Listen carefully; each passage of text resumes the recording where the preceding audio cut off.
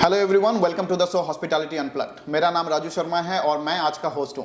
आपको बता दूं कि आज जो हमारे गेस्ट हैं वो इंडिया से नहीं हैं, वो आए हैं स्कॉटलैंड से और इनका नाम है जेम्स कॉर्डिनर। जेम्स कॉर्डिनर एक सेलिब्रिटी मिक्सोलॉजिस्ट हैं और आपको बता दें कि ये जो ड्यूआर्स विस्की हैं इसके ब्रांड एम्बेसडर हैं इंडिया के। तो ये हमारा सौभाग्य है कि ये आज हमारे शो पे आए हुए हैं। चलिए बात करते हैं आज इनसे। Well, James, thank you so much for accepting our invitation, and it's an honor for us to welcome you on our show. Thank you very much for having me. It's great to be here. Thank you. Well, see, most of our audience are actually from hoteliers or hotel background, so they would definitely love to know about your childhood, your background. Yeah. Okay, so just a little bit about me. I'm from Scotland, in case you can't tell from the accent. So hopefully everyone can understand me. I was born in Aberdeen. Okay. And pretty much grew up in Scotland my whole life. Okay. I did live in Bangladesh for 1 year, but I was 1 year old, so I don't really remember it. And I come from the northeast of Scotland. Okay. So between a place called Aberdeen and Inverness, they're about an hour away from where I live. Right. I live in a little, what do you call it? Council called Murray. Right. And within Murray, you have over 50 distilleries for single malt whiskey. So I grew up surrounded by whiskey distilleries and people working in the whiskey industry. Okay. So that's where I started. My mother was a nurse, or my father was a civil engineer and then became a physics teacher. Wow. So nothing to do with the drinks industry at all. And growing up, originally I wanted to be a veterinarian. Okay. I loved animals. And during high school, I didn't quite get the grade in chemistry. Okay. So I went to university and studied veterinary bioscience, which is more of a research degree for animal medicine. Okay. So again, nothing to do with the drinks industry, nothing to do with whiskey. Right. But while I was at university in Glasgow, which is one of the biggest cities in Scotland, I would come home during summertime, so from April till September, and I worked as a tour guide in distilleries. Okay. So it was a part-time summer job. I'd show people around distilleries, tell them how to make whiskey, and at the end do whiskey tastings with them. Okay. So this was when I was started on my 19th birthday, actually doing that. Okay. And I came into the drinks industry when I was 18 years old, starting off bartending in a nightclub called Joanna's. Wow. It's the only nightclub in the whole of Murray, so it's quite a famous nightclub in the region. And then when I was in university in Glasgow itself, during term time, I would work in different bars and some cocktail bars throughout my university as well. Okay. So that's really where I started in the drinks industry. Wow. Yeah. See, I have written few questions for you. Yep. So, how did you make your way to the world of beverages? Like, when did you think that this is the profession you are going to follow? So I didn't really think to begin with that I'd go into the drinks industry. Right. I guess growing up in school, you're not allowed to be taught about alcohol and the different options. So it's really once you turn sort of 18 and you start to be able to drink for yourself and visit bars and stuff that you really know more about the hospitality and drinks industry itself. Right. As I said, at university, just as a job to get some money, I became a bartender. Okay. And also working in the whiskey industry as well as a summer job as a tour guide. Okay. Because I did that throughout university, when I finished university, I wasn't sure what I wanted to do. I could study veterinary medicine and become a vet, but that was another 5 years of studying. Okay. So I ended up joining a graduate program to become a brand ambassador. Wow. So this was based in Scotland in the UK. Okay. And it's more about education and doing bartender events, mixology events, takeovers, and whiskey tastings, and so on. Wow. So you are a mixologist. So what do you think are the roles and responsibilities in general of a mixologist? So sometimes people can interchange the words mixologist and bartender. Right. A lot of the things are very similar. Some of the things that people might think of a mixologist over a bartender would be maybe more development of cocktail drinks. Right. So when you're designing a new cocktail or a menu, it's more the creative side and the technical processes on how to make those drinks. Right. Whereas sometimes bartending can just be you pour a beer or you pour a whiskey and then you serve it to the guests. It can be a bit more simple, but a lot of the time people that could be called mixologists won't use the word mixologist. They might just say a bartender or a head bartender. Right. It's very common as well. I don't call myself a mixologist very often. It's usually I'd say, I'm from a bartending background, I'd refer to it. Great. But it's usually involving the creation of drinks, usually cocktails. Right. So you want to have a well-balanced drink. So you'll have your base spirit, and then you'll have your different ingredients you're adding in. So your citrus types, your sweetness, and then the different flavors on top. Wow. And the job of a mixologist is to create a drink that's tastes very good, but it's also the overall drinking experience as well. So maybe you're creating it so it's a bit more exciting, the presentation as well. Okay. The garnish on top can be creative. Right. And creating flavors that are pleasant to taste, but also interesting to the person drinking them as well. Right. So a mixologist is responsible to create, if I'm not wrong, a recipe of cocktail? Usually, yes. Okay. Yeah. So this Bloody Mary or Virgin Mojito and all is created by a mixologist only? Yeah, originally. I mean, back then they wouldn't call themselves a mixologist, I don't think. It's more of a recent term. Right. But yeah, certainly, if you're in a bar making those drinks, that's not really so much mixology because you're not developing them from scratch. Right. So that's kind of the difference between mixology and bartender, perhaps. Wow. So you are now a brand ambassador of Dewar's in India. Yes. So tell me about it. Like, when did it happen? Like, when? So I mentioned that I joined a graduate program back in Scotland. So I did that for 1 year, and then I went back to university in Edinburgh, the capital of Scotland, and went to Heriot-Watt University. Okay. I did a 1-year master's in brewing and distilling. So sort of the technical side of how to make whiskey, the marketing aspects, and different categories of beer and whiskey and how they're made. So after I did that, I moved to Singapore, and I became a brand ambassador for another single malt brand in Singapore, covering Southeast Asia. Wow. So Thailand, Philippines, Malaysia. And then I came back to the UK and worked for a Canadian distillery.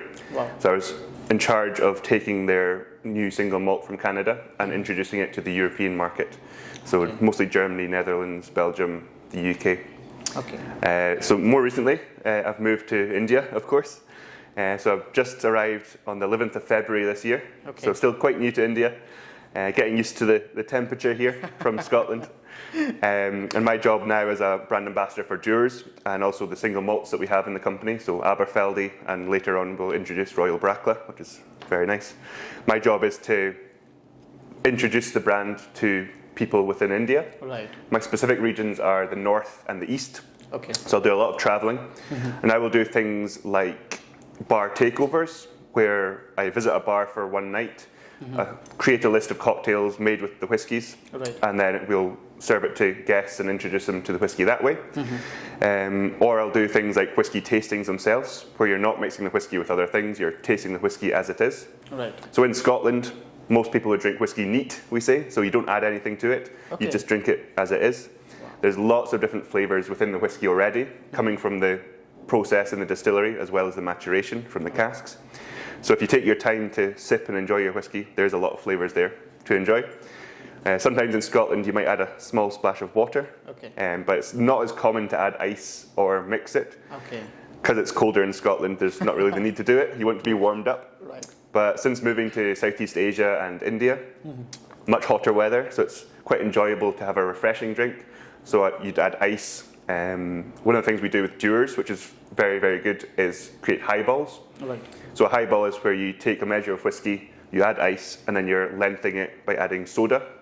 But you can change the ingredients, add different flavours in, change the soda to ginger ale or something different as well. So whiskey's got the base spirit, lots of flavours to it, but it's very versatile at creating other flavours on top if you mix it as well. Great. And see, there are a lot of students, who are willing to come to the world of mixology. So, what advice would you give to, students like that? Yeah. So I think it doesn't matter where you are in the world today. You can go online usually if you've got a phone, smartphone, or a computer, and if you research different ways to make drinks, learn your different cocktail types. Right. There's lots of different categories of drinks, so it's not just whiskey. There's rum, vodka, tequila. You can make different cocktails with each type. And you can watch YouTube tutorials or listen to podcasts and watch videos, and you can learn just yourself at home. So if it's something that you are interested in doing, then you can do it from home. You don't need to get a bar job straight away. Right. And then if you have that knowledge behind you, it'll make becoming a bartender much easier. Right. If you struggle to get a job because you don't have any experience, then say, here's a list of all the drinks that I know how to make, and then you can make them for them in the interview, and then they'll be impressed and probably appreciate your knowledge and skills already, and then that's the way you can get your first job into the industry. Right. Great. From there, though, I think to make the step from just an entry-level bartender into head bartender or mixologist, you can continue learning as you go through, practice at home, try and see if the bar or account lets you create your own cocktails to add to the menu, and then you can be a bit more creative. If you want to go even further than that and become sort of a globally recognized bartender or a brand ambassador, then another thing to focus on is perhaps your social media and how you take photographs and present your skills. Because if no one sees what you're doing, then you're not going to get noticed. But if you can create amazing drinks or unusual drinks and then take photos of it or films of you making it and then post that on social media, that's how you can get noticed in the wider bartending community as well. Absolutely. Well, I don't know, my team has put this question. Hit me. When was the first time you took your first sip? Like, what was your age? And what was it? Like, how was your experience? I'm not sure if I'm allowed to say that. So it depends if you mean first drink of alcohol or first drink of whiskey. First drink of alcohol. Yeah. So I don't remember the specific moment. In Scotland and the UK, you're not allowed to buy alcohol if you're under 18, but you are allowed to drink it at home if your parents let you, if it's responsibly done. Right. So my first drink would have been either at Christmas or New Year, which are the main celebratory times in Scotland. And it's normally when one of your parents is drinking something like a glass of whiskey to toast in the new year, they would share a little sip with you as well. So I think that's probably the first time I drank was maybe my dad's whiskey at a special occasion. And it wasn't until my later teenage years where I started to drink alcohol by myself with friends and so on. My very first sip of whiskey, again, I don't remember the first time it was whiskey, but I probably thought, this is just the whiskey flavour. I didn't really appreciate it much. But I remember the first time when I became a tour guide and I was sort of taught the training process. There's a woman called Anne Miller, who's very famous within the whiskey industry. And she's been a brand ambassador for many, many years.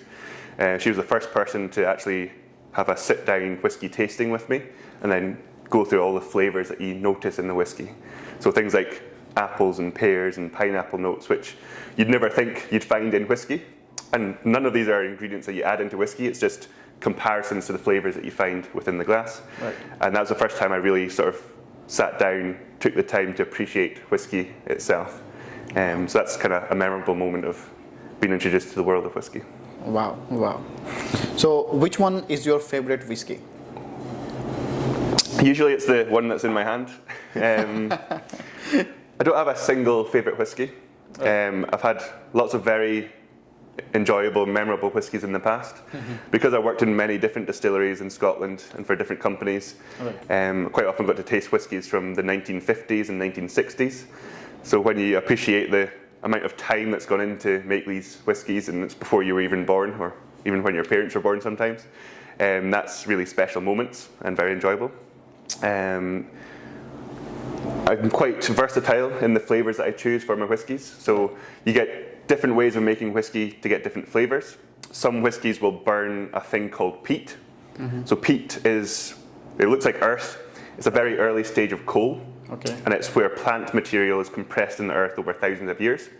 Some distilleries will burn this at the end of the malting process when they're preparing the barley. And the smoke will dry the barley, and that smoky flavour gets carried to the whiskey at the end.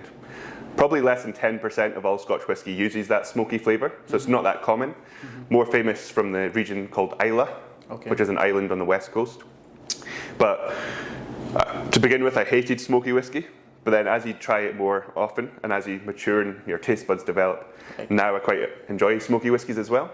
but I'm not at the stage where I drink a whole bottle of smoky whiskey with my friends. It's maybe 1 or 2 glasses at the end of the night.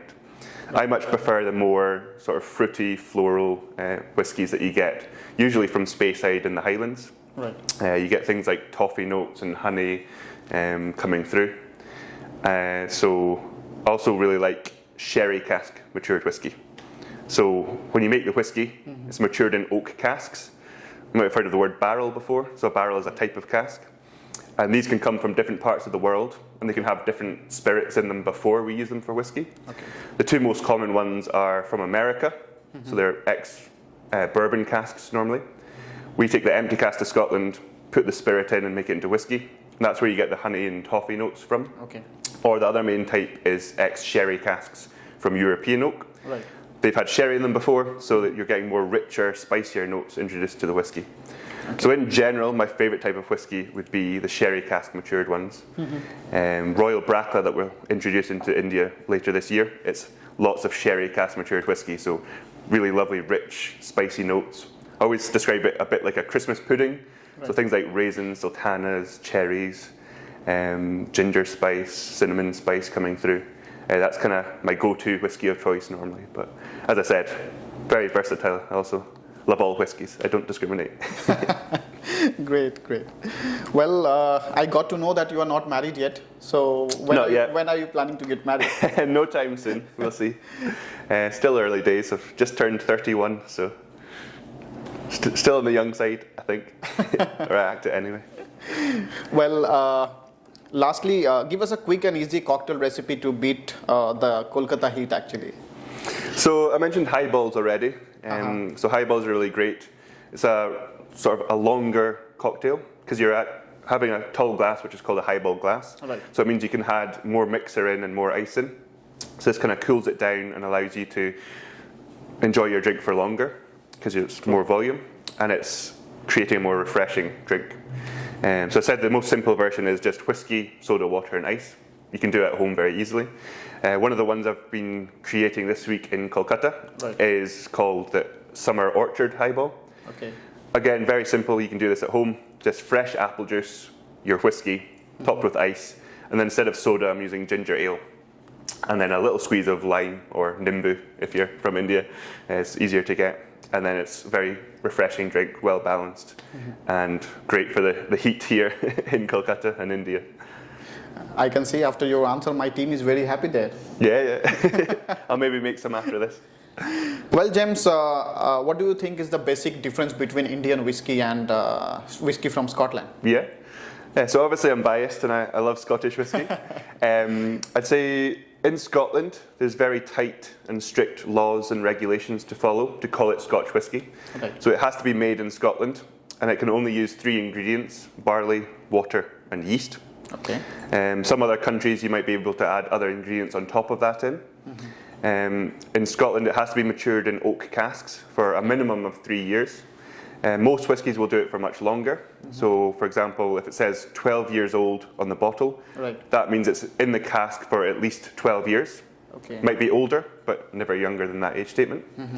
But if you compare that to other countries, perhaps Indian whiskies, Indian whiskies, the regulations are a bit more relaxed. Some Indian whiskies will use rum molasses as their raw ingredient rather than barley. So you can call it whiskey in India, but if you were to export that overseas, you would no longer be allowed to call it whiskey because of the ingredients used. Because of the tight regulations in Scotland, it sort of sets a minimum standard for the whiskey. So you know it's going to be at least a certain quality, whereas other countries might be a more variation in quality. So it's not that Indian whiskey is bad whiskey. It's not at all. You get some really, really nice Indian whiskies, but you will get a huge range in different qualities of whiskey here in India, more so compared to Scotland. So your cheapest whiskies probably are not as expensive because of the ingredients they use and the methods they use and the age matured for it. But you do get some really nice single malts now in India as well coming up. They'll be matured in oak casks for many, many years and be just as good quality as your Scottish whiskies. Just different flavours because of the different environments involved. One of the things that makes Scotland whiskey so unique is because it's got a colder climate. In the warehousing where you store the casks, it's very, very cold all year round. normally below 10 degrees centigrade inside the warehouse itself. Oh. This means the cask is maturing very slowly, so it's allowing you to mature the whiskey for longer and more interactions with the spirit and the oak of the wood to develop the flavours. When you mature whiskey here in India, it's much, much hotter, so unless you artificially cool down the temperature in the warehouse or the room, then it's going to mature at a much quicker rate. So once you get to an 8 or 10-year-old whiskey, you might not have much volume left in the maturation, because you're losing some of the whiskey through evaporation every single year. In Scotland, we lose about 2% roughly of the volume through this evaporation. It's very nicely called the Angel's Share, which you might have heard of. So very happy angels in Scotland. In India, though, you'd probably have about 8 to 10% volume lost every year through evaporation because of the extreme heat. So that's one of the differences between the two countries and developing the flavours in your whiskey as well. So you were born and brought up in Scotland itself. So how it feels like moving in India? Yeah. So I got offered the job to begin with, and that's why I moved to India. Very first time arriving in February this year. Didn't really know what to expect. It's a very big country and very versatile. One of the things I noticed, first of all, was the heat. And this is back in February, so everyone laughs at me and says, it's not hot yet, just wait till summer. And I'm starting to realise how hot it's getting. So I think it's about 38 degrees at the moment, but it's going to go into the 40s very soon. So definitely the temperature. The food here is all very amazing. Lots of different flavours that you won't get back in the UK. In the UK, when we talk about spices and seasoning, we just use salt and pepper and maybe a few other herbs and spices, but here you've got such a wide selection. I'm not too keen on very spicy stuff yet, but I'm building my way up to it. But it's been really great experiencing different foods. I've been told the different places in India, different states, all have their own unique style of food as well. So I've been told Kolkata's got amazing food. Really good river fish, and is it biryani, chicken biryani? And so I'm quite excited to taste more food while I'm visiting here as well. But yeah, that's two of the sort of main differences. And the final one is probably the roads and the traffic here. Are pretty terrifying sometimes when you're driving about in India. So, but you get used to it after the first few days, and it's fine. See our population, huh? Yeah. And you need to avoid the cows on the road as well. We surpassed China. Yeah. Also this year, India overtook France, and India is now the biggest importer of Scotch whisky in the world as well. So you guys love whisky. Absolutely. Well, James, thank you so much. It was lovely talking to you. Thank you so much for coming to the Thank you for having me.